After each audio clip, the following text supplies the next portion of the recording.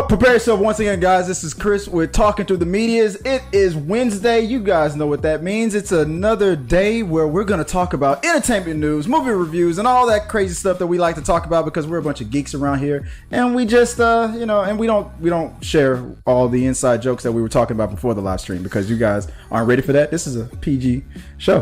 Can't handle it. They can't handle it. Like I said, guys, I'm your host, Chris Fagan. That's Sarah Katherine Red. Hey, Sarah, since you're already animated, hey. Let the people know how you're doing. I am doing great. Thank you for having me on T3 Medias. And by the way, I have to say I love the intro and the bass on that. That was really nice coming in.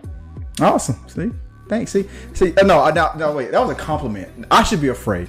You should be, because it's coming. She wants something in return. You wait until we play the game. I'm about to whoop all y'all. She said something about wrecking shop, whatever that means. And also joining us is Danielle Dyer. What's up, everybody? It is a dire situation. I got to come up with some kind of a sound for like a dire situation or something. I know, that's the one out there. There's a quote. There's a movie quote out there for something like that. Oh, I've heard something like it's a dire something. Dire situation. Something's out there. Something to give me an excuse to do the... A dire situation would be perfect. Something to give you an excuse to that. Like I said, guys, we're going to go through the weekly entertainment news. We're going to review some movies. We're going to review some TV shows today. And we're going to talk about just some other stuff that's been going on during the week as you guys have been keeping up with that stuff and communicating with us on the live chat, not the live chat, through our social media and whatnot. So... real quick, we're gonna just to let you know, guys. We're gonna just talk about some Marvel stuff, some things that have been happening. Of course, some entertainment news that's been dropping, like some new movies that are coming out, some stuff like that. And we're also gonna play that guessing game again because we had so much fun with it. I have dubbed it Total Recall. I know that's even though it's my game. Even though it's your episode, but it's my show. But I mentioned it, and I remembered that that segment where we talked about how you came up with the idea and whatnot. And we all said this would be a great game to play. I realized that I didn't put it. I didn't segmentize it. I did segmentize all of it, and I haven't uploaded it. I was like, I saw it. I saw the game about 14 minutes ago. Yeah, it was like a couple hours before we went live. Right. And I was like, we've already I meant to upload that segment a week ago, and I didn't do it.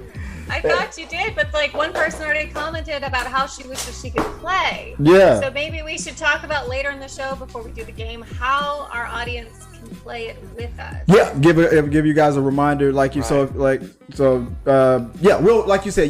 We'll talk about it later when we get to it. So hang on, everybody, and if you want to watch us play the game or you want to be able to participate and give us movies to guess. You just hang on and keep watching until that segment rolls.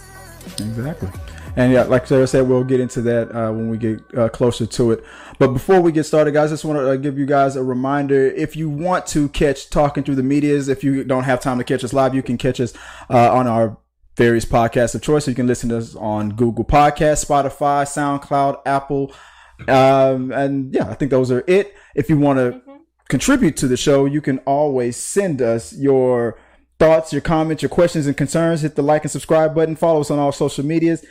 Send us your questions. Become a patron if you want to help us out on that level, because or our on time's YouTube. Not free.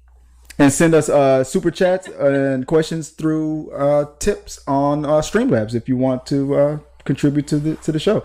What was that? I didn't hear you. What'd you say, sir? No, I said because our time's not free. So give us a bonus if you like us, if you enjoy listening to me make fun of Chris or even Daniel, because I roast him too a little bit whenever he's on. Daniel's on. So if you enjoy us, what was that we called Daniel last week? The guy on the couch or the guy? We had Daniel into this box. We had him in this small little screen, and Daniel he came into the house this morning and was like, "I demand full screen attention." A whole couch. I want equal participation. I want and I am the one who will be asking the questions. If anybody knows that reference. Spanish Inquisition. Right? But we're going to get into it real quick, guys.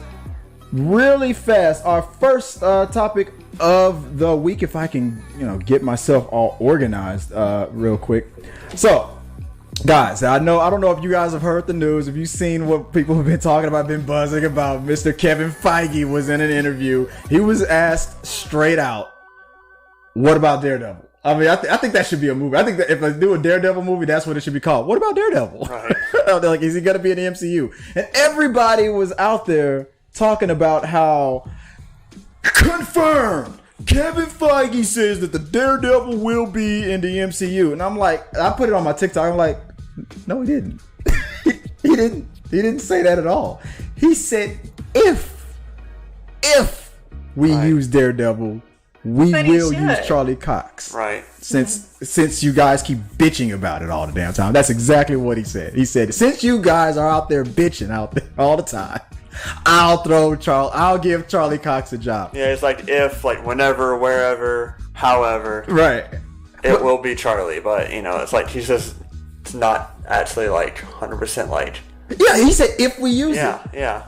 And everybody kept going, it's been confirmed. So did you see any of those reports? Confirmed. I did. They're all like confirmed, but then they have no actual detail. So I love the freaking Daredevil character. Like, he's amazing. And bring Elektra back, please. Come on. Like, why aren't these only if it's the Netflix ones? Like, but see, okay. You can hate me for this. It's okay. Here we go. Is this about to be a code? We're gonna have a code red for a second. Let's do this. Let's see it. So she said, Sarah says it's about to get real. About to get real. All right, let's see what happens. Wait, it didn't work. It didn't. Your button didn't work. You gotta hit the big red button, Chris. Come on, man. Red alert. It's about to get real. Okay. What you got? What is it? Okay, so I love the movies. I love the characters. I can't believe that these characters haven't been revived in this new iteration since Disney bought the series. I can't believe it. So Elektra, kick ass! Like, what is that? Why isn't she a thing? Daredevil, amazing character. I mean, why isn't that a thing? I don't understand how these characters haven't been revived, haven't been brought back into the MCU with the Disney's masterpiece. I'll answer that. There is an answer to that. What you got? I'm sure there is. What you got, Daniel? Let's see. It's because after the last Netflix show ended, which was 2018. Yeah, a couple years ago. Yeah, they had like a 2-year time period where they couldn't use any of those characters. So now that it's over, it would have been over last year. But since the whole pandemic thing happened, we saved all these shows last year. But that is why we now did those characters, because that whole 2-year time period just last, Jessica Jones season 3? Yeah. But all I'm saying is that they knew it was coming to an end. They had a contract. They knew it was coming to an end. And now they didn't even have plans to work them in to the current lineup. Yeah. I'm sure they do. I mean, Kevin Feige doesn't. They have to poach the actors that were in the Netflix series or the other movies, possibly. Well, he said, what were the quotes? All the articles. He said officially, if they ever use the Daredevil character, it will be Charlie Cox. Yeah, Charlie Cox, which was in the Netflix. But he doesn't. But Kevin Feige's not obligated to. He could have. He could have recast it. But he's already said that. He's already said. He's announced. So if he reneges on that, then that's going to be a whole thing. So it would be. But he could. I feel like. How is that going to work? I feel like he will use him. I mean, he did well. Yeah. It was well received, well loved, and it makes sense. They're like, we got a good one. So let's just use him. The reason why Kevin Feige really hesitated was because that beef that he had with that other executive who was in charge of the Netflix Marvel shows, and he doesn't like to use other people's shows or characters. The MCU was built under Kevin Feige's vision and separately. It was linked. But you notice how Kevin Feige his movies never acknowledged like the TV shows. The TV shows acknowledged him, but they never. It's this whole separate thing. Like he's made sure that he's very divided from anything else the MCU has done. He hasn't referenced or touched anything else because it's the whole thing, like it's his own little baby. Right. And so the fact that he'd recognize this actor and these characters, is it like a moment where he's like, God, please stop hounding me about this? I'll just say that guy did a good job, and if we ever do it, maybe we'll use him, because I have no intention of pulling these characters back into my MCU universe, because ultimately it's Kevin Feige's MCU universe that we're watching and being entertained by right now. Right. So is that going to happen? Is that not? But would I be pissed? Would I be pissed? Yes, I would, because these are great characters. They're fun characters, and they're not essential to the universe and the storylines that he's built. But would I love to see them? Yes, please. I think. Yes, please. I think that it's funny that because like Sarah said, this opens the door, because if. And it's just an if. Let's just say for the sake of argument, because come on, Kevin Feige's smart. He obviously saw the writing on the wall. He knew he knew he had a good actor in hand. He probably was struggling with the whole, I don't want to use any of that guy's creations, but Charlie Cox is a good guy, and he is a damn good Daredevil. Amazing. And with the whole thing with Loki and the creation of variants, It solved the problem. That solved the problem instantly. So it doesn't have to be 100% that Daredevil, but it could be a very close variant. That's his window. That's his opportunity. This is technically that same. This is obviously that same actor, but it's still technically my Daredevil, because I'm going to call him a variant. So it kind of solves the problem. Because if he's doing that with Spider-Man, why can't he do that with Daredevil? Yeah. And maybe he can bring in Daredevil is he who remains, and then roll out a different one entirely, because he has so many options with the multiverse, and that's something I love, and that's something that's going to be very exciting upcoming, and who knows what the writers will do with it, and hopefully they won't murder it, but I'm still going to watch it. Even if they like smother it in a pillow with their sleep, I'm still watching. Wow, that got very bleak. But it did. But Kevin Feige's smart to do it. I think it was a good executive decision, and let's just be honest. If he's not going to even give us this much if he hadn't already made this decision like months or whatever ago. He made this decision a while ago, and he's now giving us a little taste. And I think if ever is the key point of the conversation to pay attention to. He gave himself an out, but. Yeah. But that was a strong commitment. If we ever use the devil, and technically Ben Affleck's Daredevil could walk through a portal. Technically, it could. No thanks. But if this also could lead to Kingpin, we all want to see that same Kingpin come back. Just like you were saying with Elektra. This opens the door to all of those Netflix characters, except which ones do you think would not be returning? Even though if obviously we're getting a variant of Daredevil, which links to Charlie Cox, which links to all those other shows, who's in, who's out? What do you say, Daniel? Let's what you got? So definitely, what was his name who played Iron Fist? He's out. He's out. Everybody said he's out. For sure. Was that Army Hammer? I didn't watch that. I'm going to be honest. The character got better during the Defenders. Yeah. So I think that's true. I would keep him in. Me personally. That's not Army Hammer, is it? He looks just like Army Hammer, doesn't he? It was Finn something. I don't even think anybody in Hollywood's allowed to even mention Army Hammer after all that scandal. I know, but he looked like Army Hammer. Army Hammer was actually cast as Batman before in the mid 2000s.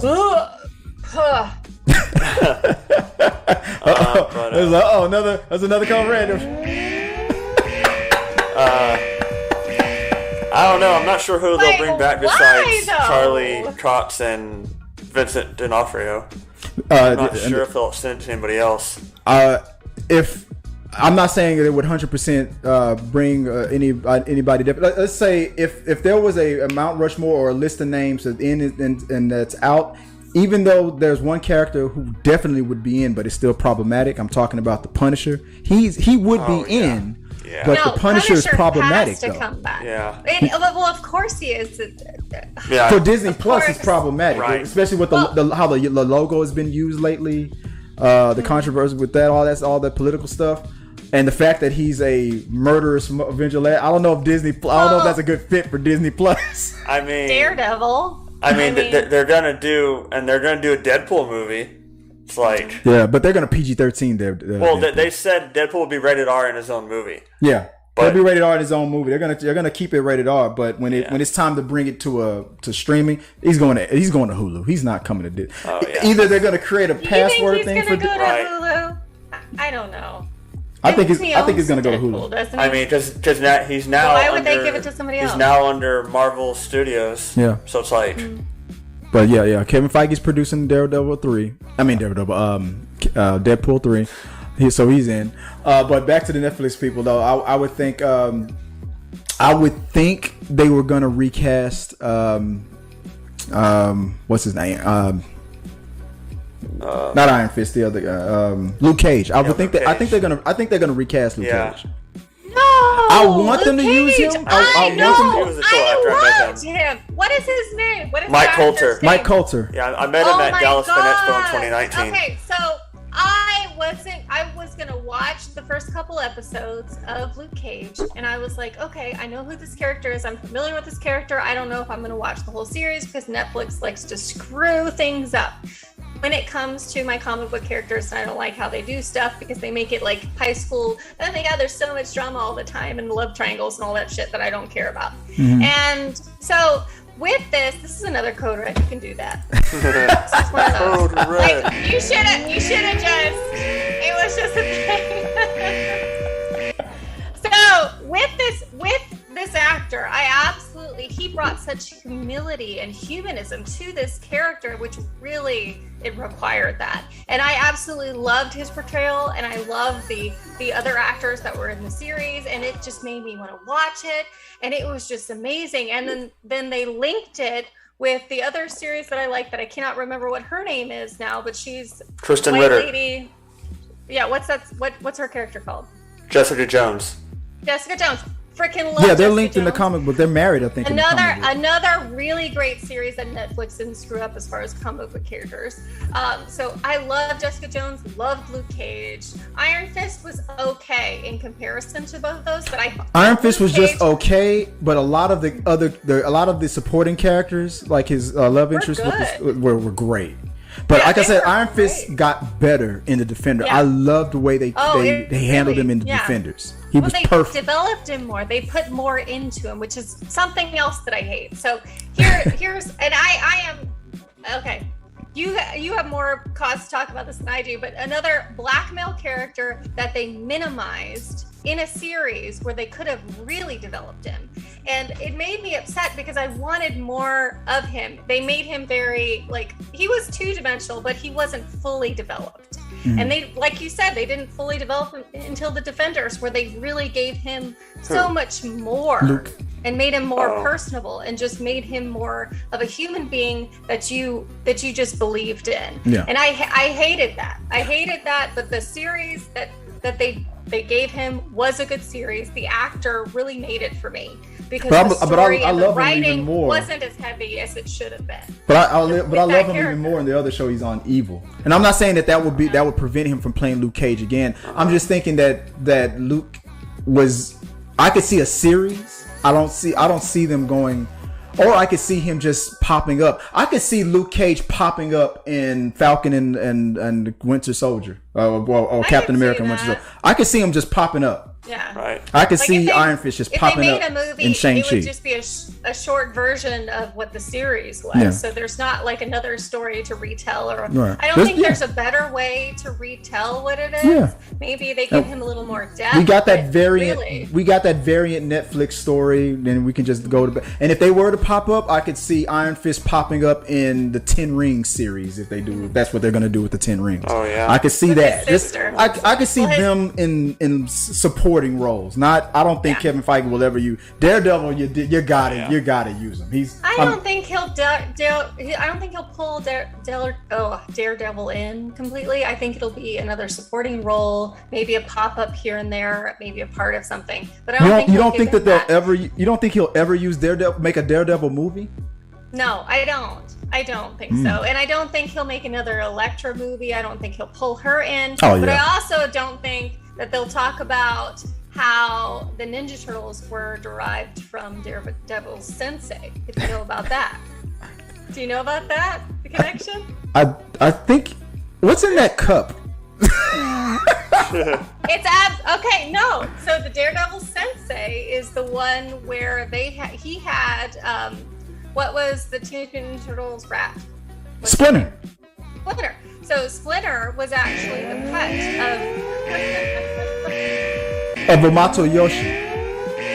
Yes. And that's how he learned all the ninja moves that he then taught all the Teenage Mutant Ninja Turtles. You can Google it. It's okay. It tracks. So technically they're in our universe. And so, yeah, Splinter was the pet of Amato Yoshi. Amato Yoshi, the sensei.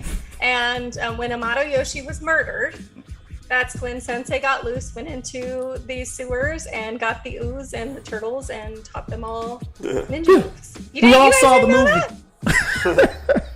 You guys didn't know that's where the connection is? Yeah, well, of course. No, no.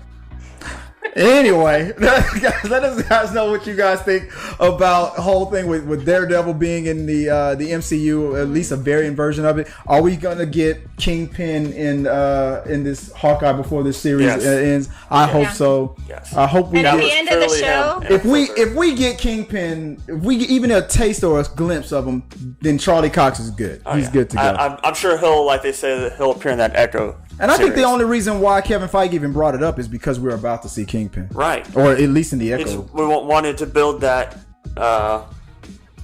That buzz. That buzz. I think so, like, we're about to reveal Fisk probably in the next episode 5, and then Daredevil will appear in the Echo series. And then Amanda will be in the background and be like, Marvel? She'll be upset about something. I think there should be a Daredevil movie, though. I think a Daredevil movie would be awesome. I don't think they'll do another one. He was not invested in that quote. But also, at the end of the show, after our game, I'm going to make you guys tell me your favorite Ninja Turtles character. So just be prepared. Sweet. Prepare yourself. I'm always prepared at all times. Guys, let us know what you guys think. You can't tell us now. All I said was all of them. You're ruining it. Oh, my phone. You're ruining everything, Daniel. Well, guys, let us know what you guys think about the whole Daredevil situation. If it's a dire situation, like Daniel always says, and if we're gonna get this man on screen, on the big screen, where he belongs in the MCU, and just let us know what you guys think. Love it. And we'll talk about it. Maybe we'll talk about it on We Got Your Mail. Up next, dude, did you guys hear about? I'm like, Did you guys hear? Dead. It was totally in our face today. God. What is up with the whole M. Night Shamalan news? Dave Bautista is going to be in an M. Night Shamalan movie. What's what was the project called? It's going to be Dave Bautista in a new M. Night Shamalan movie called Knock at the Cabin. Obviously, this is going to be a romantic comedy. Like, what do you guys think about this?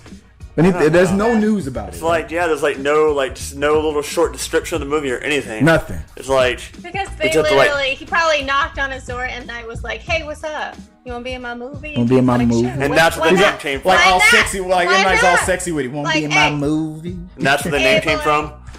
Hey, boy. Knock at the cabin. It was a knock at the cabin. I'm M. Night knock at your door. Yeah. M. Night tracked him down. That should be the name. I fully expect it to be like some sort of horror movie. I know. M. Night Shyamalan style. It's like that's all he ever does. Like that would be the twist. If it was a romantic comedy, you didn't see it coming. Never. I mean, that would. I saw a meme today where there was a guy on screen and he goes, "Dave Bautista's about to be in a new movie," and the picture of the guy was all like, and then it says directed by M. Night Shyamalan, and he was like, "Oh." I was like, come on. M. Night has gotten better with his ego as of late. He is toned down from the great genius that he used to think he was. I don't know. I think he's humbled. Ever since that movie, ever since Avatar, Last Airbender flopped, he's humbled himself. Yeah. Well, no, he didn't get humbled. He got his ass handed to him. Let's be real. And that humbled him. Right. Well, humbled him because he was making great movies. He was making like tons of great movies. Well, of course, because he was new, but they were all had the same tone. They all had about the same tone. They were all about the same type. You knew what to expect. You knew there was going to be some kind of twist at the end. You knew they were all going to be kind of dark. I mean, but that stuff is fine. Just like a Marvel movie, we all know there's going to be an end credit scene, and it's fine that he has a formula. But when he started to get like Entertainment Weekly interviews where the headline says the next Spielberg or something like that, it's all dubbing him to be the next great legend after 2 movies. I'm like, calm the hell down. No. They almost tried to do that same thing to Jordan Peele after Us. Not Us, but the first one. Get Out. Get Out. Yeah. I'm like, dude, it's just been 1 movie. I know. Relax. Yeah. Don't M. Night Shyamalan Jordan. Get Out. Don't blow his head up and make him think that he's the next coming. I mean, just Get Out was better than Us, in my opinion. It was. So it's like you backtracked a little bit. Right.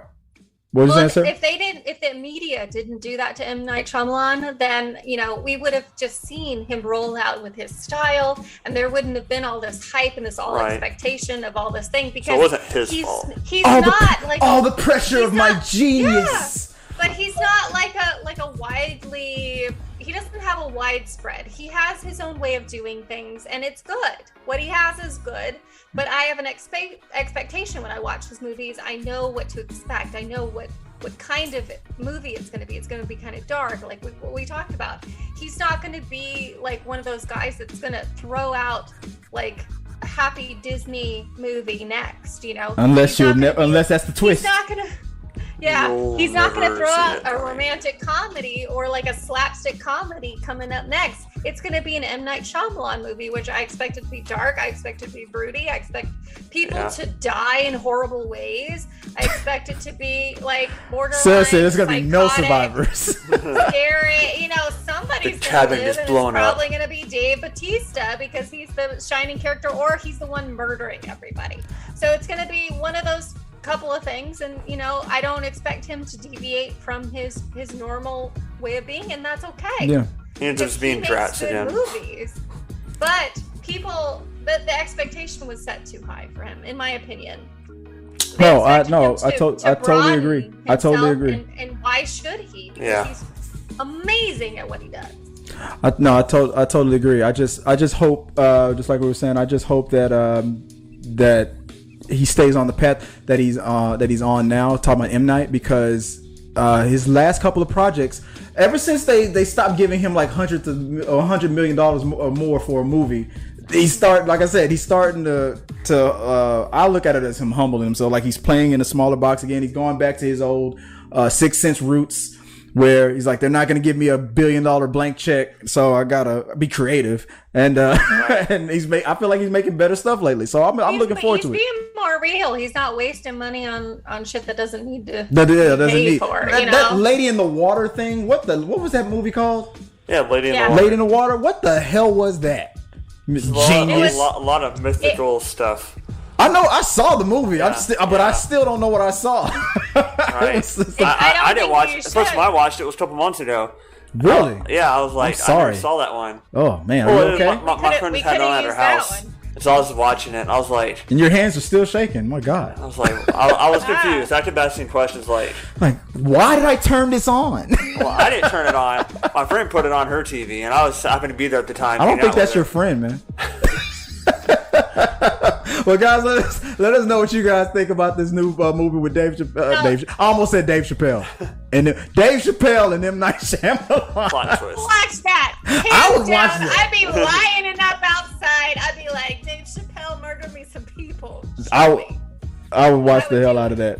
Let's go real quick. And before we get into the next topic, real quick, let's give a shout out to everybody that's on the live chat. What's going on, guys?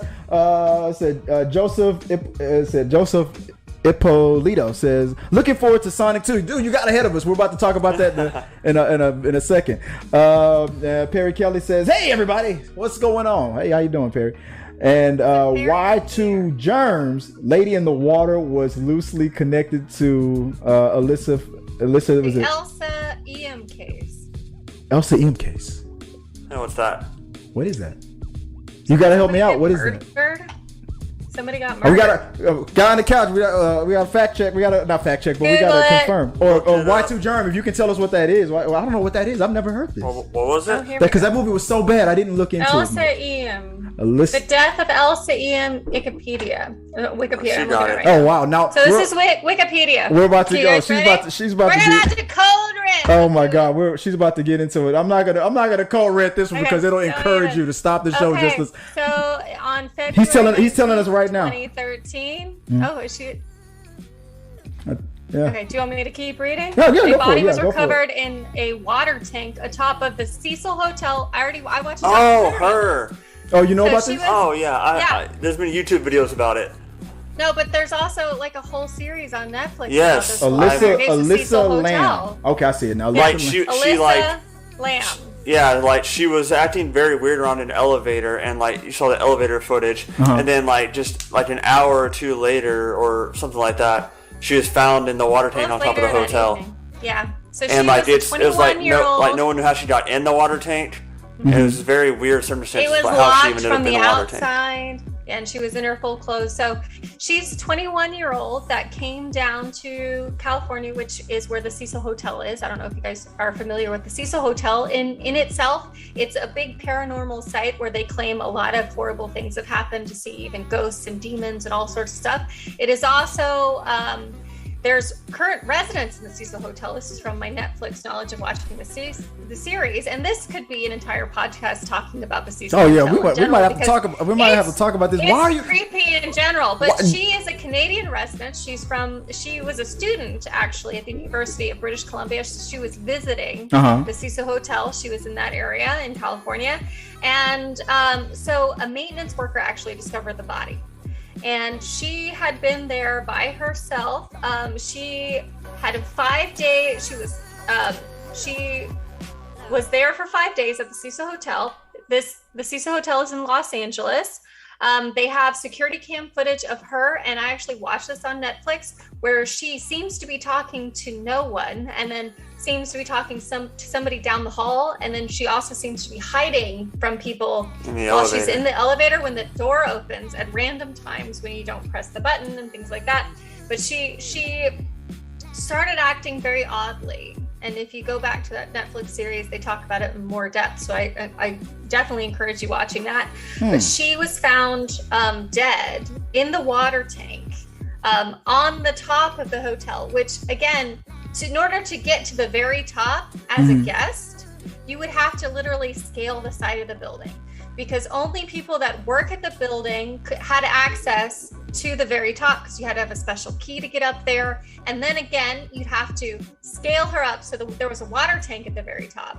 So you'd have to walk up a flight of stairs. There was a landing, and then a very slant ladder again that you would have to take in order to even get to this water tower.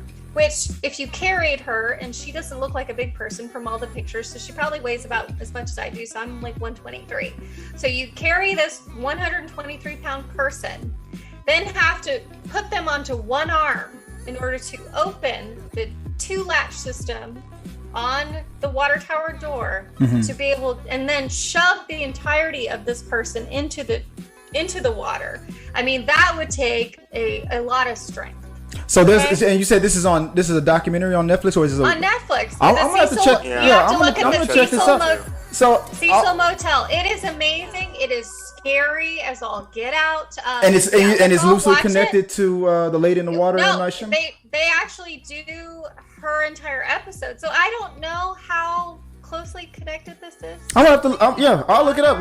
Thanks, Y2. So we'll have to talk about that and do a little research, because my recollection of the movie, and it has been a minute since I've seen it, I didn't think it was so exactly.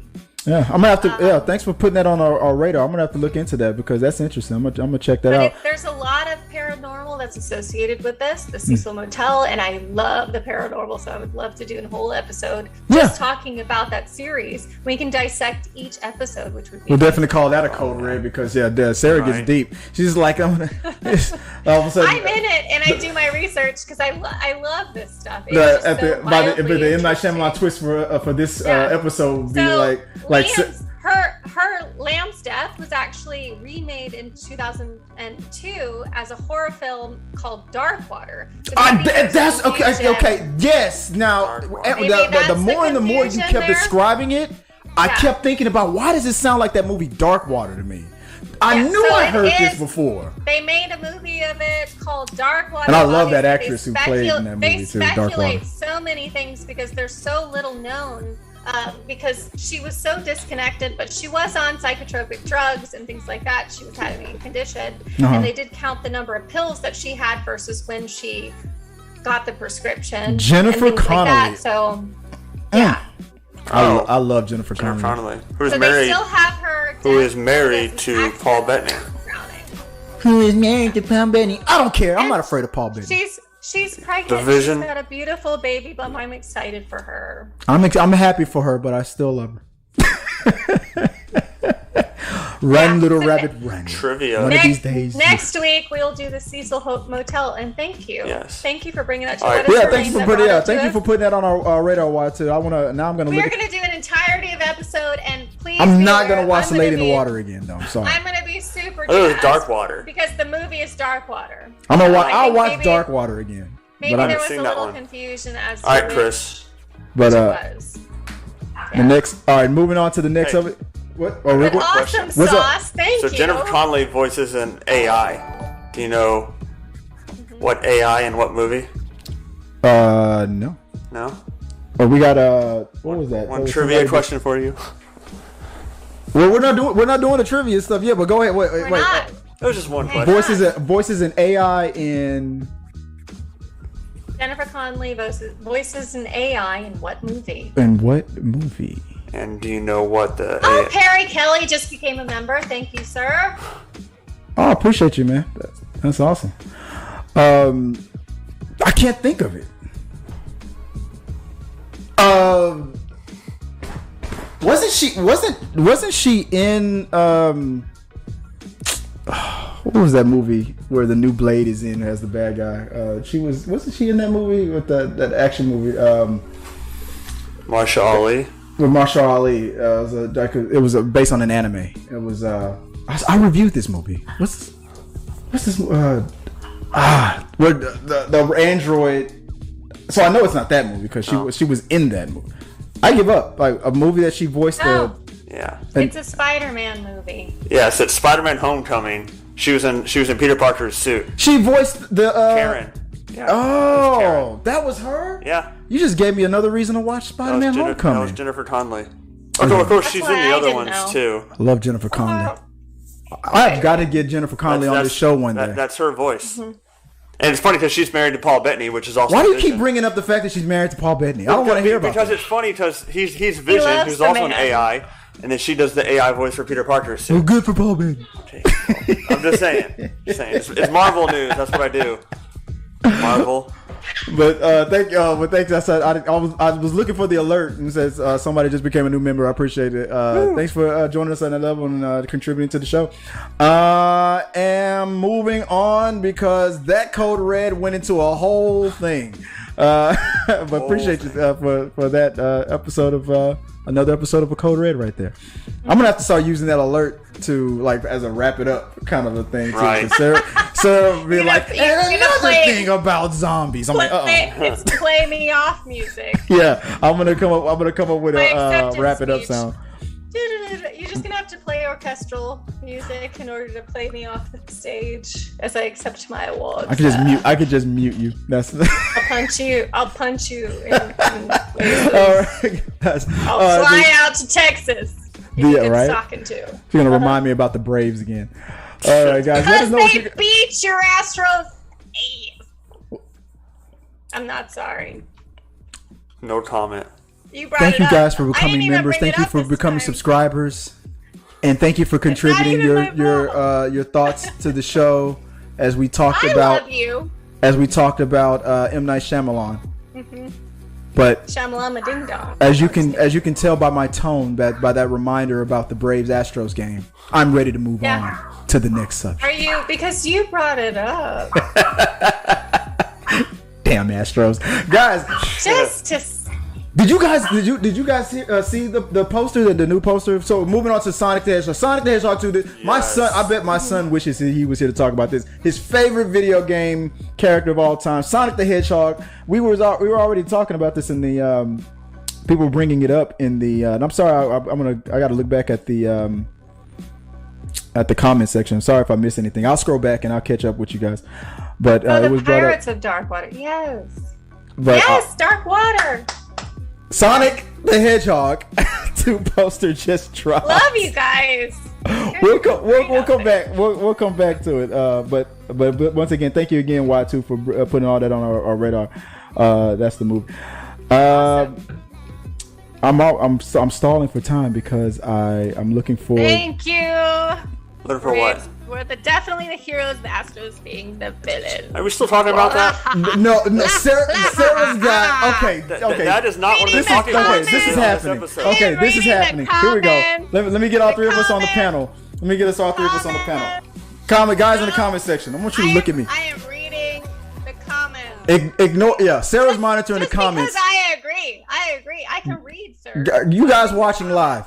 Dude, this lady in this box right here, don't encourage this. You're gonna there's a reason why there is a new sound effect here that goes there's a reason why we have to do this. There's a reason. There is a reason. Because this woman right here. I have all the intelligent conversation, that's why. You're gonna encourage the drama. You know that TikTok sound effect that goes. Hey, I don't bring the drama. I bring the background information and the intelligent conversation, sir. Just because y'all lost, y'all stunk it up. It's not my fault. It's not my fault. Like I said. Sore losers. Moving on. That was perfect timing. She was like, and another thing. See, it's getting to a point where I don't even have to push the button anymore. But see, you're thinking that's not on purpose. You don't think that I'm like that good at this? Like, relax. Very good. Oh. But. Okay, so Sonic. So Sonic, did you guys check out the new poster? Yeah, so it's amazing. Yeah. I love it. It looked perfectly and it reminded me of the Sonic the Hedgehog 2 the marketing that was done for when that game came out back in my day when video games only had 8 to 16 bits, you know. And the characters and I'm still so glad that they remastered his look. Oh yeah. After that first poster or that first trailer. This poster perfectly captures what Sonic 2, the feels of that old Sonic 2 game. Yeah. It perfectly captures it. And I can't wait to let me see if I can. Jim Carrey looks spot on. Let me see if I can. As Dr. Robotnik. But I will say, Sonic from the first movie looked like he had a little bit of Botox, whereas this one, obviously, it's worn off. What do you mean Botox? What are you talking about? Well, yeah, if he was less furrowed. Check out Tails real quick. Look at this. I love this shot of Tails. See, Tails looks like he's had Botox. He has no furrow in the brow. There's less expression up in his forehead, whereas Sonic is fully expressive. And far more expressive than his first movie. Are you anime shaming Tails and Sonic? I'm not. I'm just pointing out before he got remastered. Are you talking about before he got remastered? Oh, is that what we're like? Do you mean the way Sonic was drawn when they first? And I get whenever I go in and get a little work, that's what I'm gonna say. Anybody I know that gets a little work, then I'm gonna be like, oh, they've been. Well, the movie made a lot of money, so they could afford that Botox. Well, there you go. But they didn't give. I think Sonic looks the same. No, Sonic looks the same. With the money that the movie made. Yeah. I'm thinking obviously they're gonna invest more into the details. So yeah, we're probably just seeing. Why wouldn't they? The movie was a hit. Interns to do hairs on their body. One of the rare comic book movies that actually succeeded. I need to watch it again. I love it. I don't like it when Sonic wasn't comic book. Sonic is. I'm sorry. I said comic book. I meant video game. Yeah. Video game movies rarely. Nintendo-based game. One of the two characters Ready Player that One. really came out of Nintendo. I love Ready Player One. That was one of the few ones. I love Ready Player One, but it wasn't technically a video game movie. It was a movie about video games. Yeah, true. But well, there was another one that ended up being really good too. I think. Resident Evil. Which I didn't see that one. Any of them? what? You've never seen any of the? I think you triggered her. Triggered. Resident The red. Evil, though? The second her mic goes that high, I'm pushing that damn Right. button. She got triggered. Resident Evil. She's about to ask to speak to your manager. You know that now, right? Hey, I am not a Karen. Thank you very much. Okay, I think I went too far with that one. All right. But no, I'm looking forward to. But we're gonna have to jump on you about that whole not seeing those movies thing. I know. We're definitely. I mean, But Sonic, I'm thinking my whole thing is how is Jim Carrey gonna top? And I'm looking forward to it because I know he's gonna top it. I'm already gonna call it. I believe that this one might not be better, but will do better than the original one. And I feel like Jim Carrey is going to try to outdo himself, Right. That he did on the first one because he crushed it on the original movie. And I'm looking forward to what he's gonna do as Dr. Robotnik now that he's gone mad and that being trapped in that world. What was that joke that he said at the end of the movie? He had a rock in his hand. Rock common sense. I don't know why that cracked me up. I like that joke. It was funny. Rock common sense. I loved everything in wordplay that 5. movie. Hey, well, I guess you can consider Detective Pikachu maybe. Detective Pikachu was a success. That's a video. That would be considered. That's one I liked a lot. Wait, what was Pokemon video game first, or was it a cartoon first? What came first, the video game or the cartoon? No, Pokemon was a Japanime. It was anime, Japanime, way back in like the 90s, wasn't it?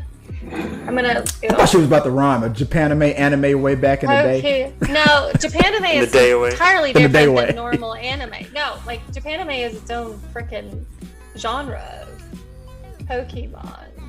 But I'm trying to figure out what the so that owl thing that was in the first movie. Here, are they going to bring that back, or is it just going to be more focused? Just going to only be focused on Sonic and Tails? I got it now. You want to hear? The one owl. Didn't the one owl die? Did that owl die? I thought when they were being attacked. I'm checking out the. I thought there was like another owl too. Pokemon was. Thank you. That's literally what I was about to read to them, but they were still dribbling on. I'm sorry. Okay, Pokemon. I'm sorry. I didn't know. I didn't. Pokemon is a series. I think she almost went red alert there. She almost went red alert on that one. Yeah. Which was published by Nintendo. So it was a game first, so I was right. You were wrong. You suck. He didn't say anything. And He didn't say anything. She's always just trying to take my shine away. That's it. Anytime, whenever there's a parade to my pain, Sarah's holding the baton. Right. Nintendo, leading the charge. Pokemon is a Nintendo game first. Then came all the videos, and then came all the random weird people walking in packs around Atlanta. It's weird. It's weird, and they're all dressed. There's a bunch of Pokemon cosplayers that keep knocking on her door. They're like a mass horde. I don't know. A mass horde. That's what cosplaying is. But no, like there are a bunch of people walking around trying to catch the Pokemon Go. That are Pokemon Go from the geological area in which we are, and they come in swarms. When they come in swarms. That's what she said. Hey, I mean that's kind of interesting because Pokemon Go group. Have you ever seen a Pokemon Go group? There's like 100, 150, 300 people all walking over to get the same Pokemon. Does it look like the opening scene from The Walking Dead? No, it doesn't, because there's too many like Pikachus and hoodies with ears. No, I'm talking about the people walking around mindlessly. That's what I'm talking about. I'm talking about their adults dressed as like 12-year-old kids. We're dangerously getting close to furry conversations here. I love you guys, but it's near there. We're getting dangerously close to furry conversations, and this is not that. This is a PG show. So off topic. But speaking about video games, though, I'm hoping that this time around that they make a video game link to the movie that'll because I mean it's already happened. I mean the games are still being made with Sega. The movie was a success. I don't know if I don't think they made a direct. Nintendo. A direct, yeah. Nintendo's got the license for it now. Nintendo and Sega is no longer a platform, a console. They're a distributor now. Well, the platforms that did Pokemon were Game Boy. That was Nintendo. Pokemon, DS, yeah. 3DS, and I'm talking about Switch. Sega and Sonic. You're talking about Nintendo. Yeah, Pokemon was Nintendo. You didn't say Sonic, so I said. Okay. Sorry. My bad, y'all. My bad. Totally went back to the topic, and she was like, "And speaking about Pikachu, I'm like, what the?" Now, if they do a crossover, that would be amazing. But Nintendo would never do it. But I was talking about Sega making a game linked to the movie because of the success of the movie. I think it would be fun. I would like to see Jim Carrey voice that. And well, they might make a game after they make the movie. Yeah, that's what I mean. I'm hoping for it now because I would buy it. I would want to see. But not like a link from the games that have made to the movie, other than the characters. I know my kids would have a blast with it. But guys, let us know what you guys thought about the whole poster. Be on the lookout. I wish we had to. I didn't tell you guys this. The reason why I've been going back to once a week on the show is because we're about to move. I don't know if you've noticed. We're about to move. I'm gonna be. It's closer. The next exit over. So like 10 minutes away. 10 minutes closer. But I'm in the middle of getting all this, so I'm gonna be packing stuff up slowly. I'm gonna try not to let it interrupt the show, so we'll still be doing the show this week and next week. But I might not do a show next. Isn't next week when Spider-Man comes out? Yes. 17th. I think I have my tickets for the 16th. Me too. Yeah. There might not be a show next week, guys. You heard it here first. I might not. I think I'm gonna be gone. Show on the 15th. I'm watching it on the 16th at 3:00 on IMAX, and then I'm watching it again on the 16th at 7:00 with my wife. You're watching it twice in one day. Yeah. Nice. I got to treat myself first, then I'll take. You know, they say that on every plane. You make sure you secure your mask before you help anybody else. Like Parks and Recreation. Yeah. Treat yourself. Treat yourself. 2021. Sure. Exactly. You have to be able to treat yourself in a high level in order to understand. Yeah. Exactly. That's why I'm going to watch it in IMAX, and then me and my wife are going to watch it in regular. So no show on the 15th.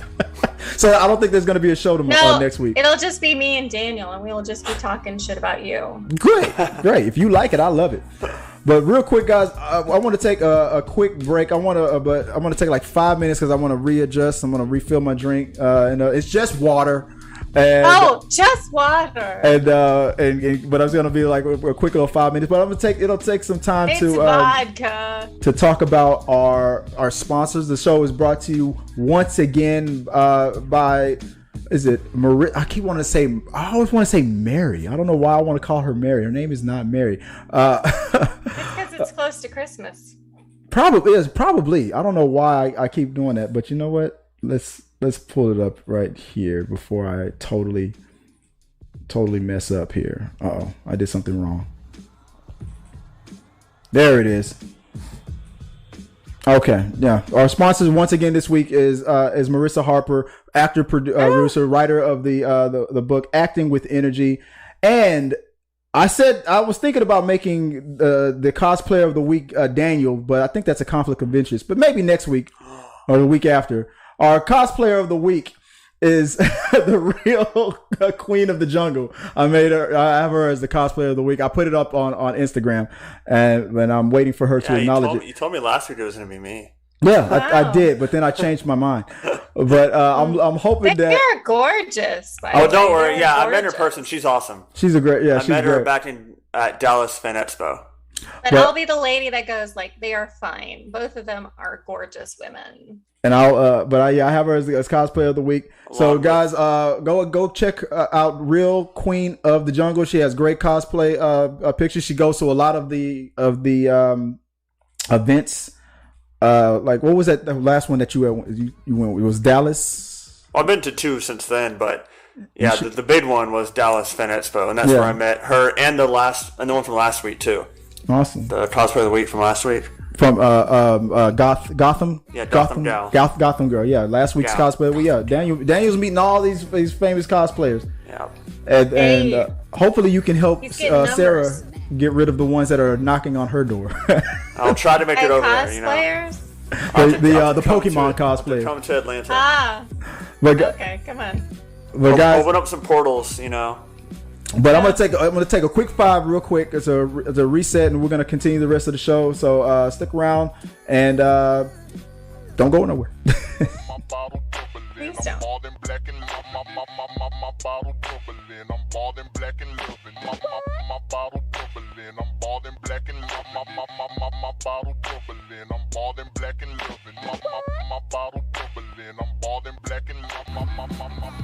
Hey guys, my name is Marissa Harba, and I am the author of Acting with Energy.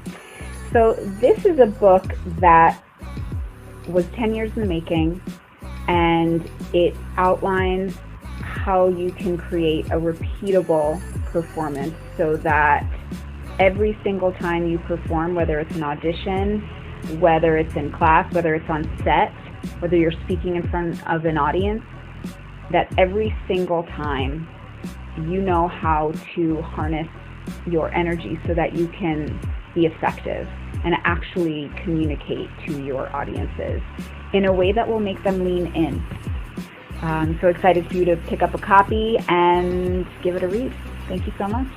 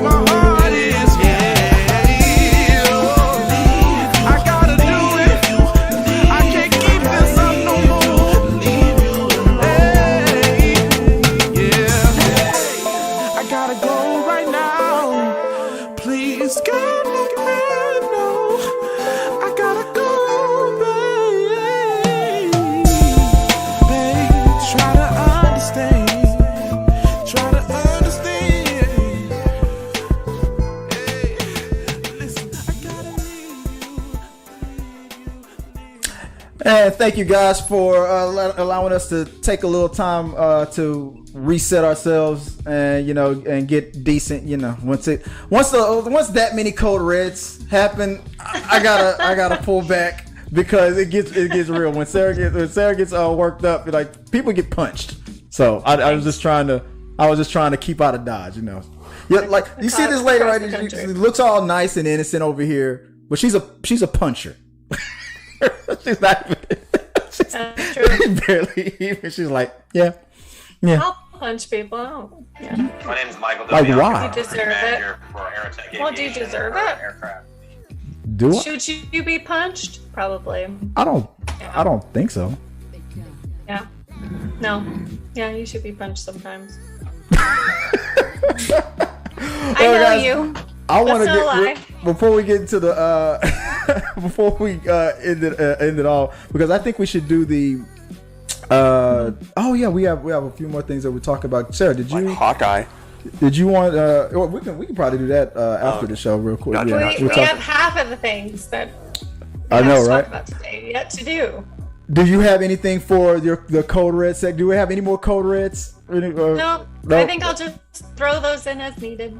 Well, let's talk about what we saw on TV recently. Me and Sarah said that we were going to finish off. I finished watching the Chucky series, and Me too. I was hoping. I know you were a little bit behind, but you caught up. So I need to finish it. and it's Daniel that needs to finish it. So what is it on? it's on USA, and this is the working thumbnail that I have for the binge. The binge. thinking I real got hard Sarah there. just looking like, what did I think of Chucky? I got her just sitting there all curious. Emotionless thinking. So Emotionless. we want to. If me and Sarah are gonna talk about Chucky real quick. So if you don't want to be spoiled, you can step out for a second if you want. Oh, this will be spoiler talk. Yeah, we're gonna we're gonna do the binge. talk This is the about the binge whole review thing. of the whole Come season. on. Our thoughts of the season. So if You want- saw it in the notes before we started the show. So Yeah, but I didn't send him the notes. I didn't know if this would be spoiler. Because he was man, driving. I didn't know if this would be spoiler free or not. Oh yeah, no, we're gonna get into some spoiler stuff. You want to take a sec? So while we talk about it, and I'll knock on the door and bring you back. Plug those ears and start humming the national anthem. They were able to watch on YouTube, but they took them off YouTube. No, only the first. I think only the first episode or so. I saw it said it was on there too. Extended. I've been watching the extended scenes Ooh. and the extended versions on sci-fi. Well, I'll come get you when we're done. We're only gonna be a few minutes on it. Okay. Now that he's gone, okay. You have what his surprise birthday gift all picked up? No. No. She's like hell no. Chucky time. So you finished it all. Yeah, I finished it all. I can be able to hear you better now. What did you think of it? Like, what did you think? as far as Chucky is. I think they did a great job. Ooh, my grandma said. I think they did a great job with Chucky. I think they did a great job expanding the lore and the whole mythology of Chucky and the whole thing about with the way he's able to split his soul. I thought that was great. We already knew that he could do that from like the last movie that they made. So the last movie that they made, he at least showed how he could do it, but I didn't see the whole army coming. But when he removed the part and he put it out there, he was still resident in that piece that he removed. So that gave you the idea of like, oh, so that like there could be more than one, or like at least hopping of back and forth. So he's not necessarily split his soul in a way. They're all separate entities in the way that I'm seeing it and the way that it's presented. He has split his soul in a way that he can hop his consciousness in between. Exactly. And that's how I take, and that's exactly how I take it as well. So theoretically, the original Charles Lee Ray could be dead, and all we're seeing are just he's dead. I mean, all we're really seeing are just his consciousness magically just being like he could be in hell right now, just burning up and wondering. Depending on how you want to look at like religion or whatever. But anyway, so his original soul. So how they're doing it is his original soul. He broke it up into a bunch of bits. Right. Say each one of my fingers is a bit. each bit he put into different dolls, or like he can transfer the bit into another doll, or like the one lady he transferred his bit into there. And I'm sure Charles Lee Ray would be the middle finger, right? Yeah.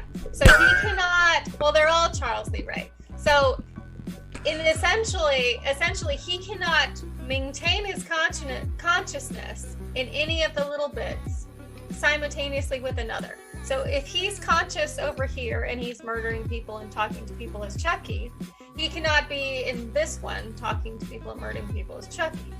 That's not how that's not how I took it, because that's definitely how I took it, because when he is Charles Lee Ray in The Woman, who is a paraplegic basically and only has use of her lower legs. You're thinking as he's Charles Lee Ray in The Woman, you thinking the doll is just dead or yes, because there are many times where the dolls are completely lit, and then all of a sudden they come back. Well, they explained that on the second to last episode. He was for all the dolls to be alive simultaneously. He would have to corrupt. He would have to corrupt one of the innocent kids to finally, kill somebody. And he tricked the cousin into being that person. Because I think it was a spell. Like he put another curse or another spell in play, and he needed one of the kids to kill somebody to activate that curse. When he was in one of the last episodes, when that Chucky doll that he was in that originally started the whole series, that all melted in gall because they thought that they killed him, they thought that they murdered him. He ended up crawling to the other Charles doll, the Happy Charles doll, that the little sister of the one bitchy bully girl had. He went over there, he said his witchy magic, he took the soul implant that was in his current doll and moved it into that other doll. So with that, you can think of all the times in which their Chucky dolls are inanimate. So they're just literally laying there while he's doing his bidding and all. So his consciousness was not split, his soul was split. So you're assuming that with each soul split creates a fragment of his consciousness, which I'm not seeing so far in this series, because if you remember the original conversation where the young man who was making the doll sculptures, who was the son of Devon Sawa, the one that was the alcoholic that ended up dying and getting electrocuted.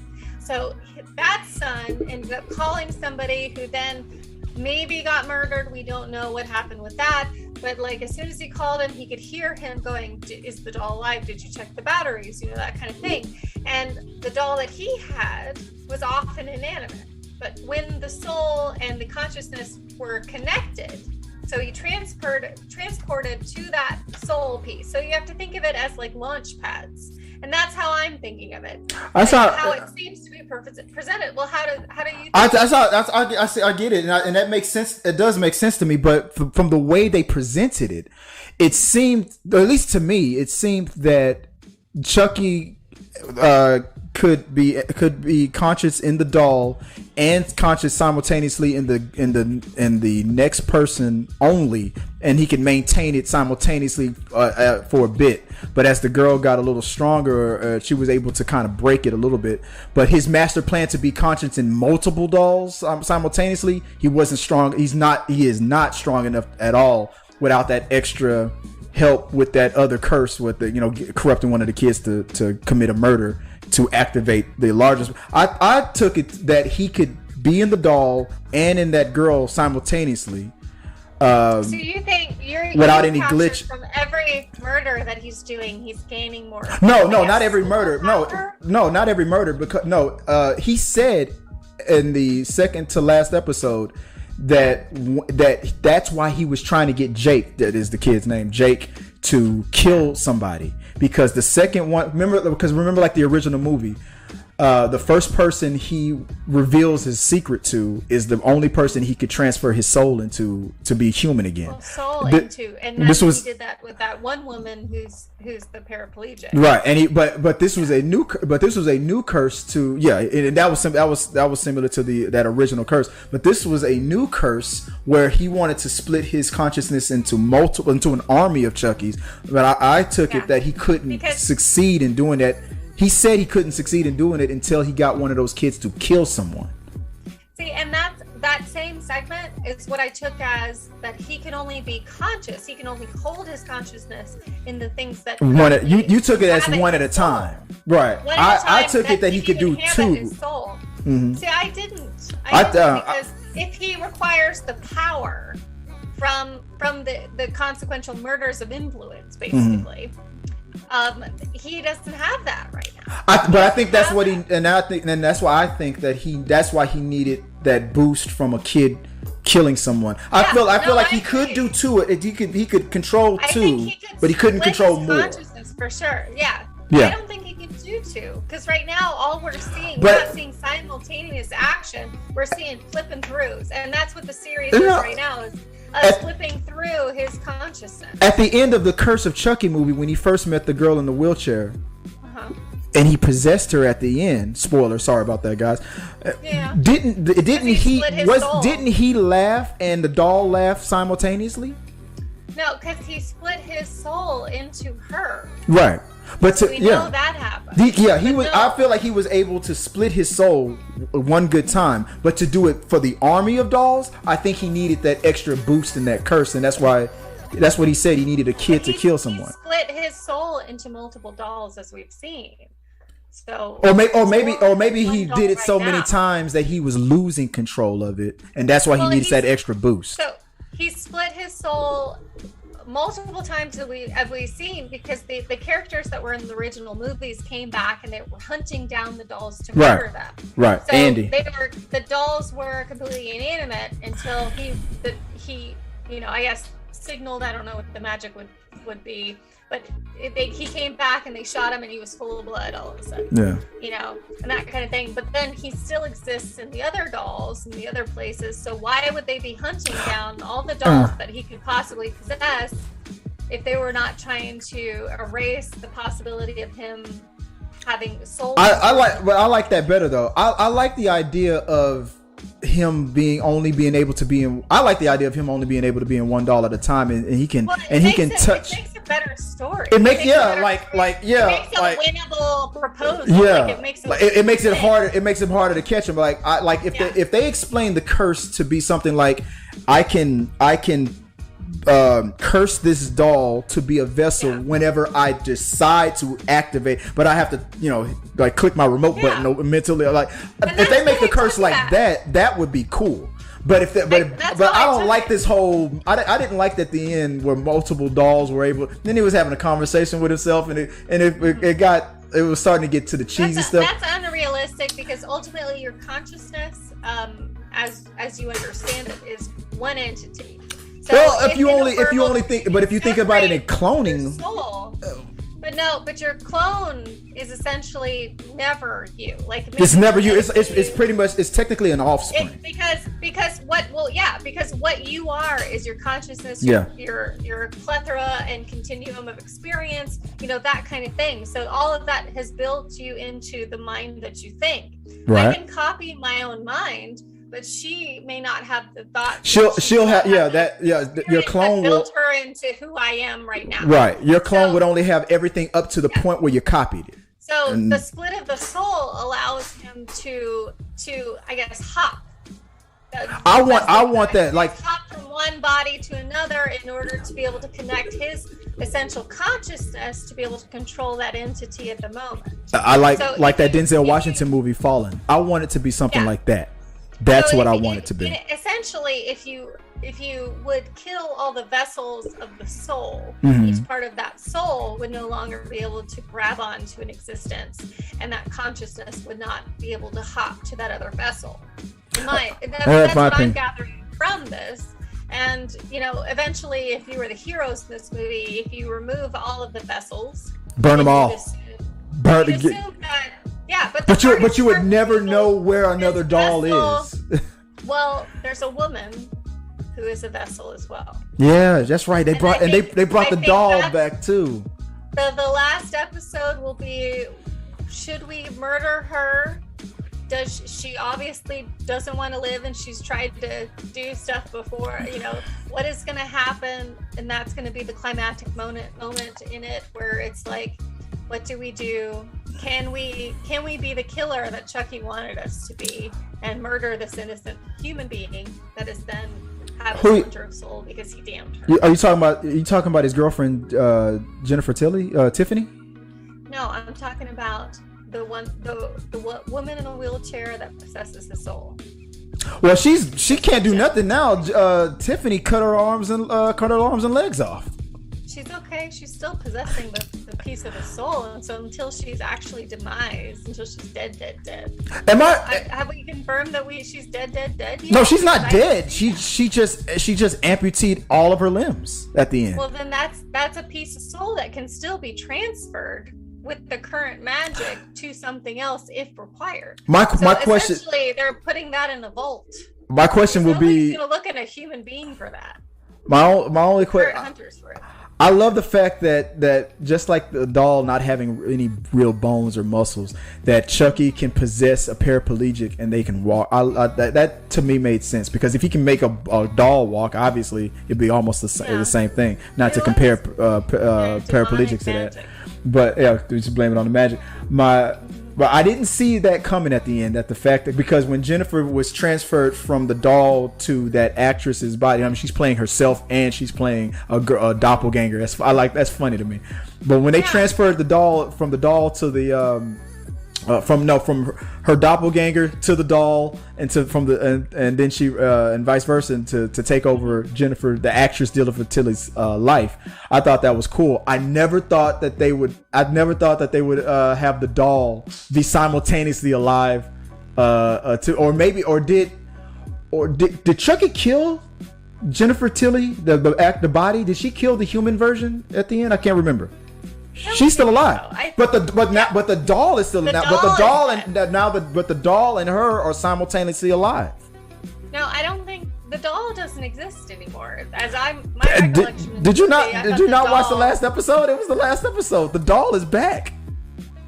No, I thought I watched the last. No, I didn't see that one. I watched the one that was recent. The most recent episode. At the very end, the Tiffany doll is back. Okay. Oh, she's getting spoiled now.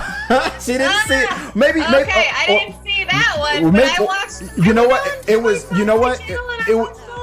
It was at the very, very end. So maybe you stopped. Maybe you stopped it thinking that it was over. You probably. Was it after the credits? No, I think it was just before. Oh, okay. Maybe I didn't. But you saw that last fight with Chucky, and they tracked him. And you saw them. You saw how how Tiffany cut off the paraplegic's arms and legs at the end, right? You saw that. So if you saw that, then you should, Then you probably, right after that, they introduced the doll. The Tiffany doll is back. But real quick before we wrap it up, so the whole series. Now that we try to break down the whole crazy logic of that whole thing, what did you think about it overall? Do you think this show did justice to or enhanced the franchise? So what I love about it, and what I love about the entire Chucky franchise, is they don't remake anything. They just pile on top because it's easy to pile on top, and each time they end a franchise, no matter who's making it, no matter who owns it, they always leave space for a little something more. And that's something I love, and it's an easy thing to like. There's not a lot of, it's not a lot of crazy. It's simple. It's simple in its existence, and it's fun to watch, and it's easy to watch, and you don't have to be hung up on anything. And so I enjoy it, and I hope there's more to come. I'll be interested to see. Oh yeah, season two was greenlit, and I 100% agree with you. There was a whole bunch of things in the Chucky lore that I was like, "There's no way in the world they're gonna bring this into this series," because that was dumb. Like the whole, not the Bride of Chucky, but the what was it right after that? The Child of Chucky or whatever it was called. But I was like, please don't bring that kid back. I know he's back in a kid's body, in another kid's body and stuff like. But when he had his moment with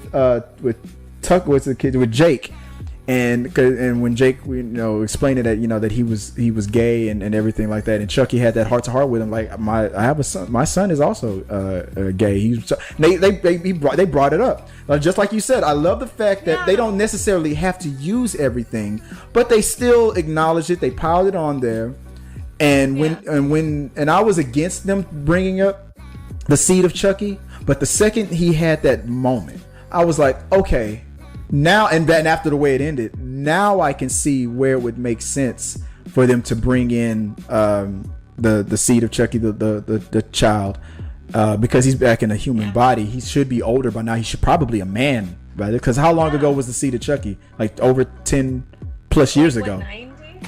No, it was in the 2000s, in the mid 2000s. So, and it was like a 10-year-old.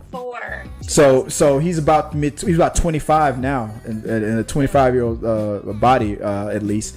So they could bring him in, and if the scary thing about that seed of Chucky being raised by Tiffany, you'll never see him. I bet you in season 2, you'll never know. They'll introduce a character.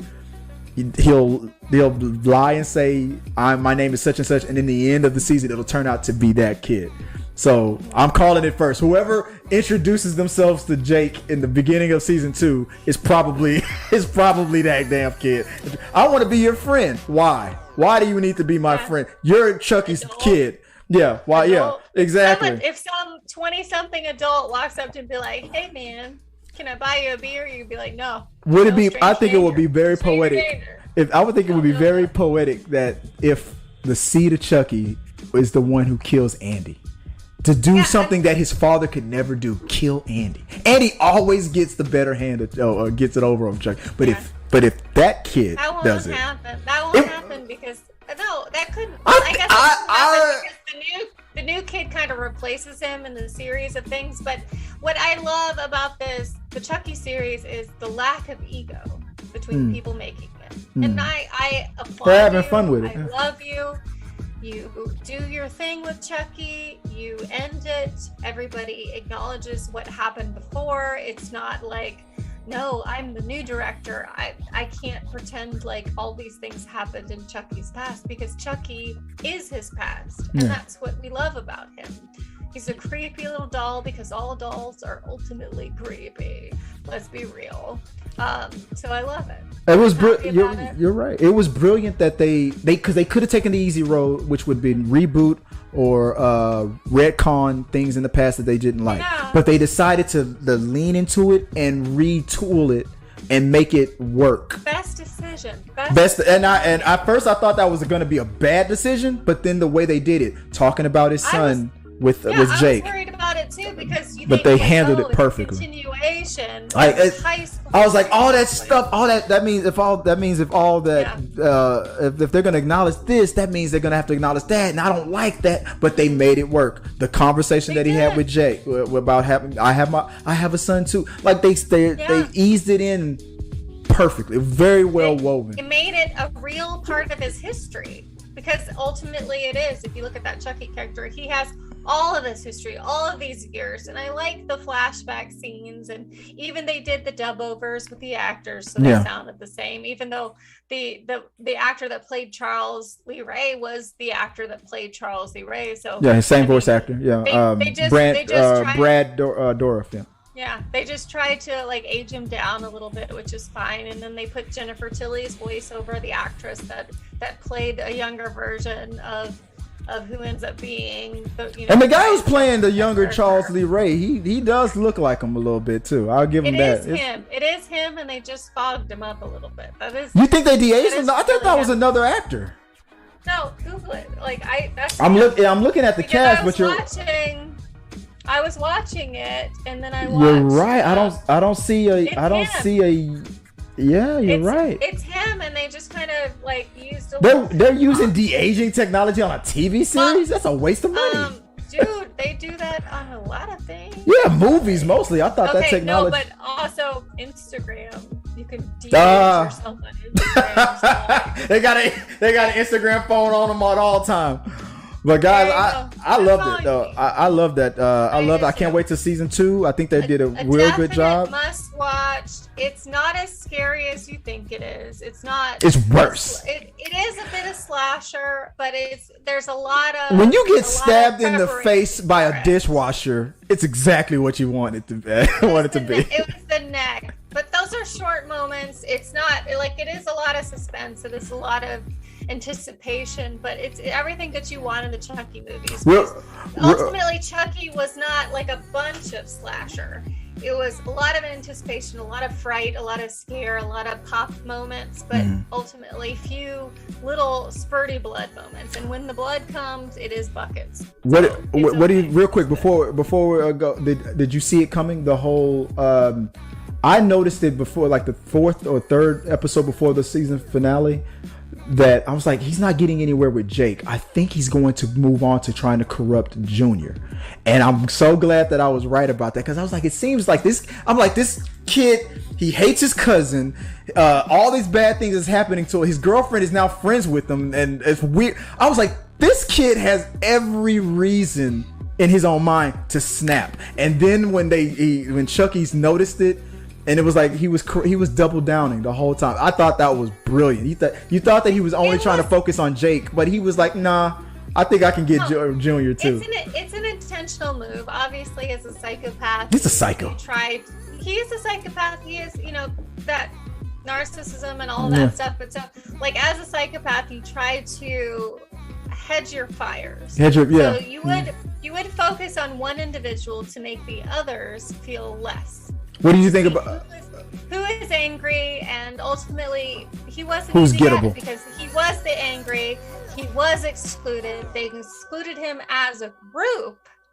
So without even him, it was easy prey. Exclusion. They pushed him out, saying this is unbelievable. This is not a real thing. And then when he finally pushes, he's at this point, and his mom is dying. He's learning all these things. He hates his cousin. His cousin lives with him. It was just an angry young man situation, easily moldable, because he feels so lost and put out. And it was great writing. That was a tactical move. Like if you look at cult behavior, that's a tactical move that they do intentionally within cult behavior, and ultimately Chucky is established. Is a master at that. Cult. Yeah, he's and real quick, Lexi, the bully girl. I said on TikTok in the middle of the season, I don't care what happens in the season finale. She's not redeemable for me. I don't care that they're friends now. After everything she did in the beginning, I don't care that she has a heart of gold with her little sister. I don't care. That when she did that mocking of Jake's father's death, that is deep down personality. Something's wrong with you. There's no way in the world to be somebody dying from electrocution. Yeah, we're not going to be friends. I don't care what her insecurity issues are. I know that that she's all messed up because the way her mom treats her and all that stuff. But I don't care. The second she would have did that to me, I'm sorry. She might not have made it if I was Jake. No. Jake. She is. Yeah. She's not redeemable. No, she needs to hate other people in order to feel valid, and that's an awful. It's gonna take a couple more seasons of her acting right for me to forgive her for that, but that's just me. Well, guys, let us know what you guys think about Chucky. Go check it out if you haven't. Why would you watch this binge review? When we do the binge review, we're gonna talk spoilers and stuff, and get deep into it. But I loved it. I can't wait to see season 2. I'm looking forward to it. And let's share your thoughts on the whole thing, and we'll keep talking about it. No, I love it. I'm excited about it. I've really liked watching it on the Sci-Fi Channel, which you can watch the extended versions on there, so you get a teensy bit more than the other versions. But I am very excited to see the second season and where they go with it. And I've enjoyed this story. There's no moments of it where I felt like, oh, this is not, plausible, or this is not within, the realm of the universe that I would believe that Chucky would exist, and his character. I don't, so I've really enjoyed it, and I'm looking forward to what happens next. Really, he's sitting back, back on the casting couch. He's like, just in time. He's like, you guys stop talking about it yet? Oh. Why two germs? I do not know where they got the name Charles Lee Ray. So if you could please tell us, we'll read your comment, and you can let us know. Yeah, that won't be too much of a spoiler for the show. They didn't mention it in the series. Where did they? If it turns out that was a real serial killer, I'm gonna freak out. But let us know what. Type that in, and we'll circle back around to that. But let's move on to the last one of the last topics. This is like a suggestion. Really, I put Sarah up onto this show because I loved it. I'm very new to this show. There's a TV series called Ghosts. It's a UK show about a couple who gets an inheritance of a big house or mansion, old English English house, and the descendant, the daughter, the great niece or whatever the lady of the girlfriend or the wife, the only living relative. She's excited about getting this new house, and she doesn't. They don't realize that it's haunted, and she has an accident where she can now see these ghosts that are in the house. And and now you're thinking, are we still talking about horror movies and stuff? Like, no, this is a comedy. I said, Sarah, have you seen this show? And she was like, no. And you just said that you finished it. I watched all 3 seasons. So what this show is, if you're familiar with English dark comedies, this falls along the line exactly of that. And this individual hits her head, and she literally falls out of the 3rd story window and goes to the hospital. She dies. Let's not get into too many spoilers because I want to encourage people to watch it. It's very Sixth Sense in that moment to where she dies, and then she comes back and she can see dead people. Yeah. So what it is she can see anybody who's locked in the vicinity of that house mark in which they have died. Yeah. So they have the idea is that dead people have a proximity in which they can exist. Right. And in this house, there's the people that have died in that perimeter, and I wonder if they're going to tap into why that area is so special, or if it's just a thing. I don't think it's special at all, because if you watch the remainder of the series, yeah, you're right. Some people have been able to leave. She's walking past people. Guy got a spear in him who died. Right. She's able to see ghosts wherever they are. What I really love about the series, other than the two main actors, which play the couple that reside in this house. I don't like the husband in the UK version. Listen. So the troupe of actors that play all of the dead people. So there's this troupe of actors that end up playing all of the dead people that reside within this thing. So they dress up in different costumes. There's different dead people that only like to stay near the furnace room because they were in the basement. Yeah. So they only like to stay there. They don't like to go upstairs because it's too bright. And there's so many of them there. But they're the same actors that play the actors that live in the remainder of the house. They play the basement people too. The same actors that play the dead people as she's going around town or anything like that. And the actors themselves are amazing actors, and they've been in tons of things. And if you know anything about UK, TV shows, cinema, they have a far more limited pool than that over in the US.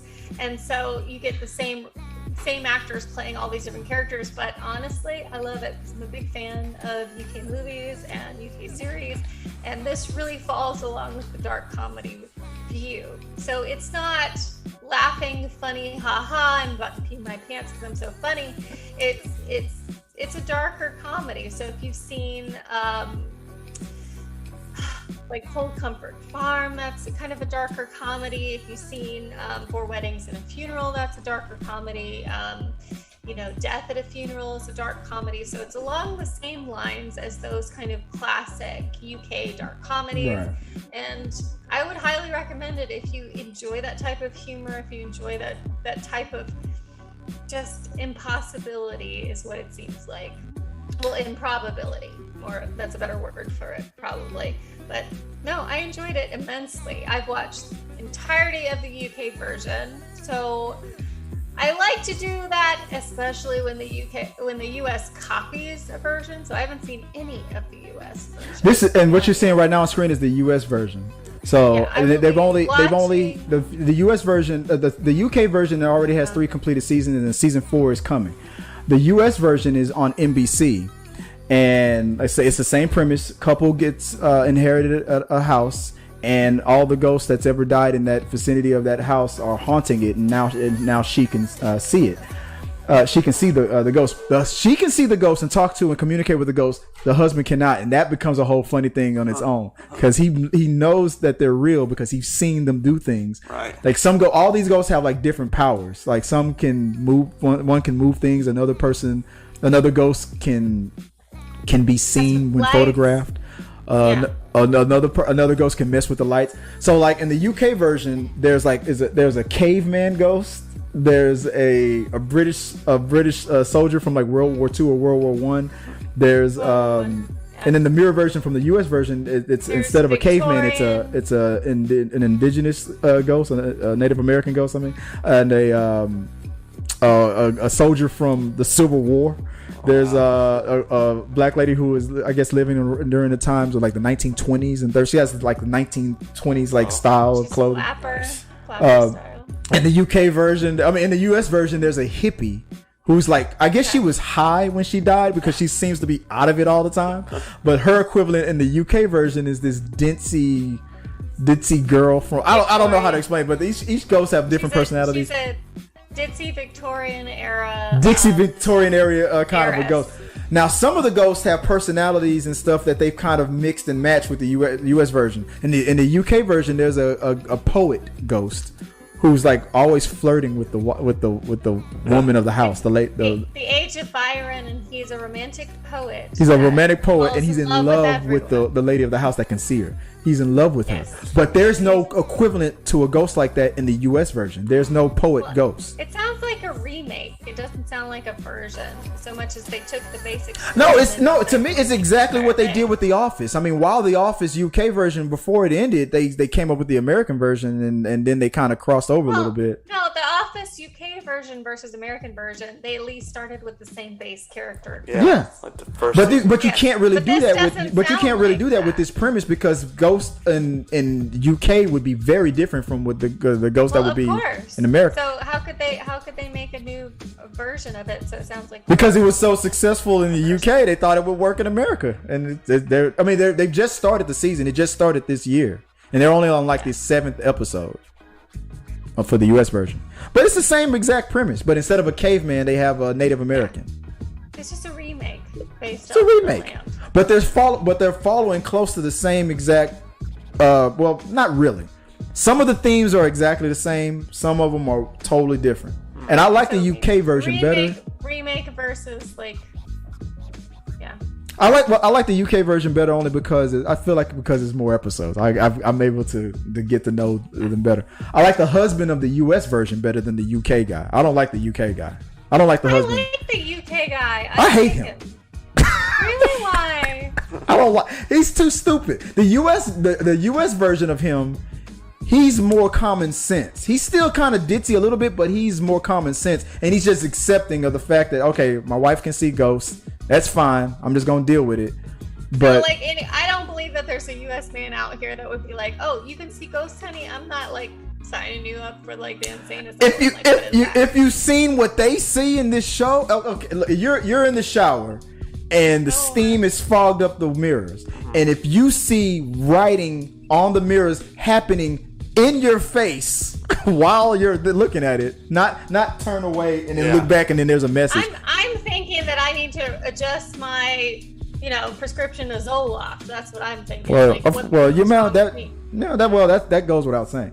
But there's things that can happen that can make me a believer. But it's funny. It's funny as hell. It's funny how the way they act because they're trapped. They're ghosts from whatever time period that they are. So whatever they're dealing with some modern thing. Like there's a ghost in there that's a relative of hers from like I forgot like the 18th or 17th century. So whenever she sees the lady of the house that's alive doing all this modern woman stuff like another woman wearing trousers and so I'm spitting sorry but stuff like that, like stuff that women from that era would not approve of today, right. Like little jokes like that. It's funny as hell. Basically she can see these ghosts because she hit her head. She can now see these ghosts because she hit her head. Well, she died. Well, she pretty much had a near-death experience. Okay. And because she had a near-death experience, she can now see this. On the UK version, there's a politician who died in that area because he was doing a sex scandal, and he's not wearing any pants. He died pantsless. So but if he has underpants on. So if he sits in a weird way, then you can see his undercarriage. But in the US version, he's a Wall Street guy. He's not a politician.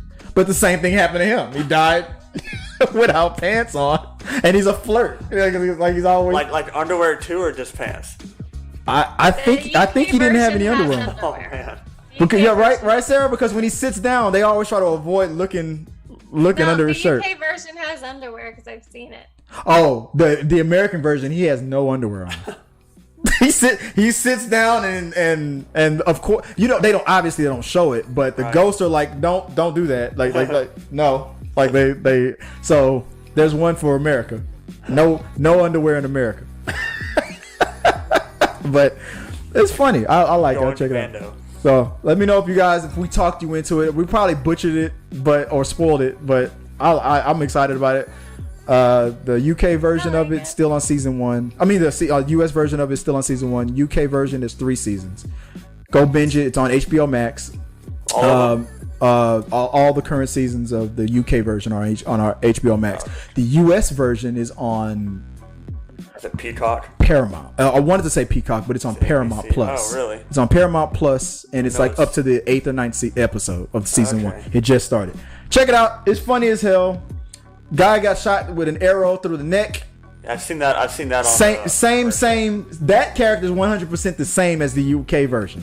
Same. It's just same guy, just with an American accent. They both have an arrow to the neck. Same exact death. Oops! Right through the neck. It was a Boy Scout leader. Yeah. Teaching the Boy Scouts, and then one of the kids. I saw that on commercial.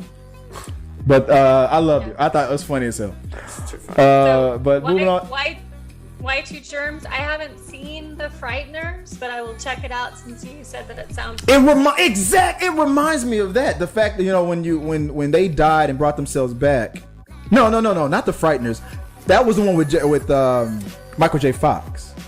The Frighteners, right? Where he could see ghosts, and he had 2 ghost friends that helped him, and then there was I love The Frighteners. Wait, Sarah, you haven't seen The Frighteners? I don't think I have, but maybe I have. In the comment section, yeah, Michael J. Fox. I think that was it. Michael J. Fox. That was a brilliant movie. I love that movie. You guys are looking at me like I'm speaking Greek. Like that movie was awesome. Right. But moving on to the last. I think I look it up. But that helps us out to the next segment that we can go into. But go check out Ghost. I think I like the UK version better, but yeah, go check it out if you want to see something really funny. Go out and check that out. I'm stalling because I'm trying to do something real quick. I had an image that I wanted to share, so I'm gonna let Sarah do her thing real quick and stall for time. Where is it? Let's play our game. Yeah, that's what I'm trying to move on to play the game. Let's play our game and don't sue me for humming that sound. I have a graphic. I had a graphic, but I can't find it. Oh man, I had a Total Recall picture. You guys are never gonna guess my first one. That's all I have to say. All right, well, I'm never gonna get it. All right, I can't find the picture. All right, we're gonna play Total Recall real quick. I had a picture of me in the Total Recall. Total Recall, bro. This is the game that Sarah invented where we just give a vague description of a movie or a TV show. We try to see if the other guys can guess. So, guys, in the comment section, if you don't give it away. If you have a very vague description of a movie or a TV show, you need at least 3 sentences, some real facts about the movie. You don't have to tell us who's in it. And we got to try to guess what it is. It has to be guessable. It has to be guessable. All right, Sarah, you said you got a good one for us? I have a great one. So my first one is a movie with Clint Eastwood in it. A movie with Clint Eastwood in it. There are Mormons. There is polygamy. And there are wagons. And that's all I'm going to say. What was the polygamy movie with wagons? And Clint Eastwood. I'll give you. I'm guessing it's not Gran Turismo. I'll give you 10 seconds and I'll give you another clue. Are you Googling, Daniel? You cannot Google. Not the answer. Oh, I'm about to say you're playing too. What the hell? Okay. So Clint Eastwood, wagons, polygamy. So it has to be a Western movie, it sounds like. Has to be one Clint of those Eastwood, Westerns. wagons, polygamy, miners, Okay. I turned off the comment section too because I don't want to. Cause you guys, you can put the answer in, but I'm not looking. You guys guess in the comments. I'll look in the comments and let you know if I see anybody who guesses it. Still no guessers in the comments, so I'm gonna say one more clue: musical. Didn't the Simpsons make fun of Clint Eastwood about being in a musical? Gonna paint this wagon. The only musical that Clint Eastwood has ever been in. The Simpsons made fun of Clint Eastwood about being in a Western. It was called Paint Your Wagon or something like that. I remember that episode of The Simpsons. That's the movie. Is that the name of the movie? Yeah, Paint Your Wagon. I guessed it because of The Simpsons. Because I remember that episode of The Simpsons where Homer Simpson was like, oh, that's Clint Eastwood. Somebody's about to die now. You know, whenever he gets on stage, somebody's gonna die. And then he's like, I see you got a wagon that you gotta paint. Well, you're gonna need another coat. And he gets a paintbrush and he starts singing. I'm like, what the hell? I said it wrong. Yeah, I said it wrong. It wasn't polygamy, it was mulligamy, because it was a woman that was married to Clint Eastwood as well as another man. And it was a town of miners, and it's the only movie in which he sings ever. And thank God for that. It was called Paint Your Wagon. So that wasn't a sketch from The Simpsons. That was real. That's a real thing. I still get the point because I figured it out thanks to The Simpsons. Yeah. I called it. I get it. All right, what you got, Dan? You got a vague description to give us? Yes, but it's only like one sentence because other too much can give it away. Dark water. Okay. What you got? Oh, let's just say, I mean, this one should be pretty easy, but we'll see. Easy A. Basically, I'll say it as, it turns out to be a bad Airbnb. Are those called? Airbnb? Experience for a family. A bad Airbnb for a what family? Experience for a family. The others. No, that's a good guess. Bad Airbnb.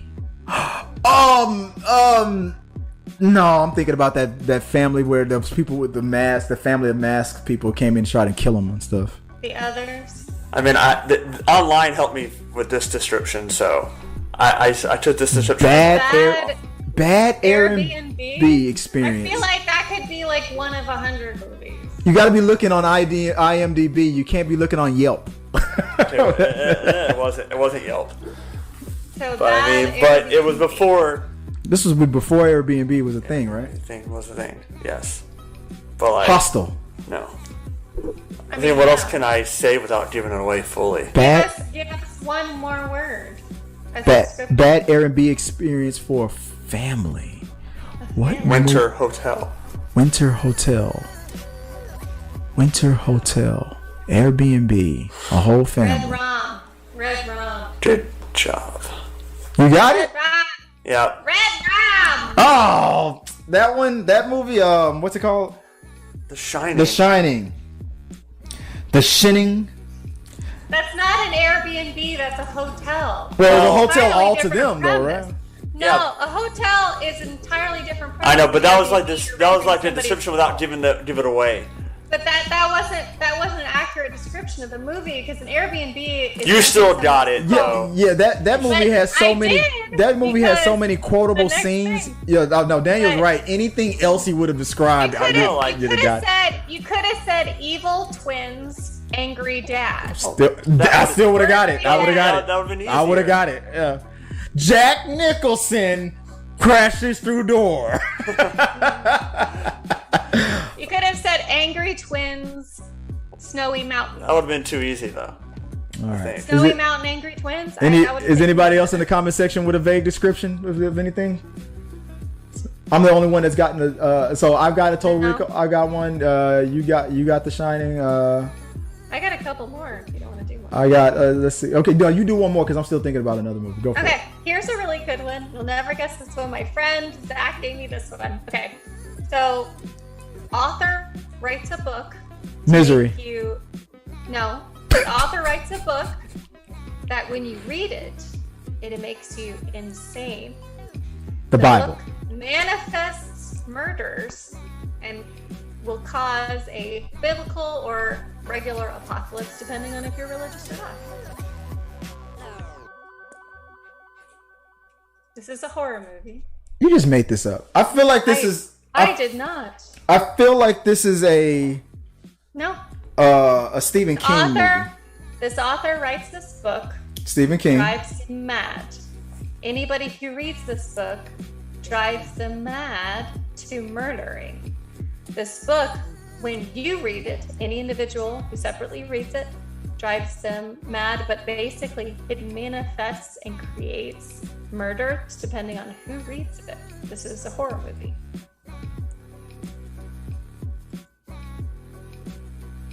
This horror movie was written in the 90s.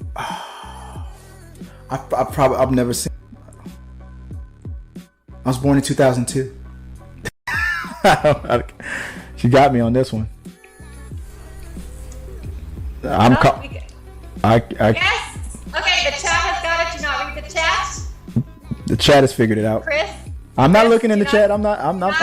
Y2 Germs has got it. Thank you. I love you so much. He's like, what's my prize? No. What? You stumped the rest